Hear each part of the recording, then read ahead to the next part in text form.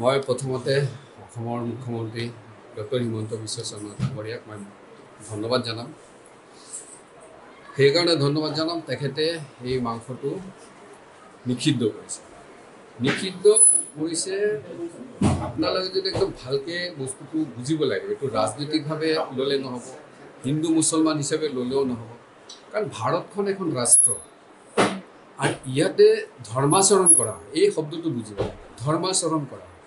ইয়াতে বিভিন্ন ধৰণৰ সংগঠন আছে, আপোনালোকে লক্ষ্য কৰিব।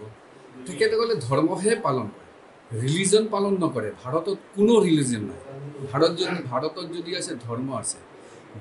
যিসকলে ৰিলিজিয়াছ পাৰ্চন, ৰিলিজন ফ'ল' কৰে, তেখেতসকলে বস্তুটো নামানে। তেখেতসকলে কয় যে এইটো আমাৰ খাদ্য হিচাপে।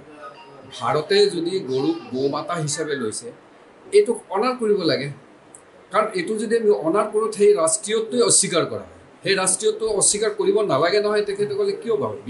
বিশ্বৰ বিভিন্ন দেশত এনেধৰণৰ বহুত উদাহৰণ আছে। আপোনালোকে যি চাই দেখিব, তাতে বহুত উদাহৰণ আছে। ৰাষ্ট্ৰীয় পশু, ৰাষ্ট্ৰীয় পক্ষী এনেধৰণৰ বহুত থাকে, সেইটো অনাৰ কৰে।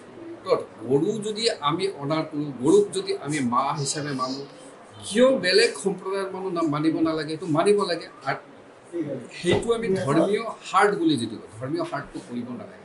কাৰণ এইটো এটা দেশৰ কালচাৰ যদি নাথাকে, কাৰণ এই কালচাৰে এটা দেশৰ এডুকেশ্যন, এটা দেশৰ আমি আজি ইয়াতে খেল মহাৰণ পাতিছোঁ, আপোনালোকে দেখিছে। এই খেল মহাৰণৰ শিক্ষাই দিয়া হয় যে যদি খেল মহাৰণৰ মাধ্যমেৰে কি হয়, আমাৰ যিটো বেকবন, সেই বেকবনটো ঠিক হয়। আমাৰ ফিজিকেল, মেণ্টেল, ইণ্টেলেকচুৱেল, স্পিৰিচুৱেল এনেধৰণৰ ডেভেলপমেণ্ট হয়। তাৰ লগত জড়িত হৈ আছে এই গৌ মাতাটো। এই গৌ মাতা কনচেপ্টটো মই আকৌ এবাৰ কৈছোঁ আপোনালোকৰ মিডিয়াৰ জৰিয়তে দেশৰ অসমৰ সকলো ৰাইজক মই এপিল কৰিব খুজিছোঁ, তেখেতসকলে এইটোলৈ কোনো আন্দোলন কৰিব নালাগে।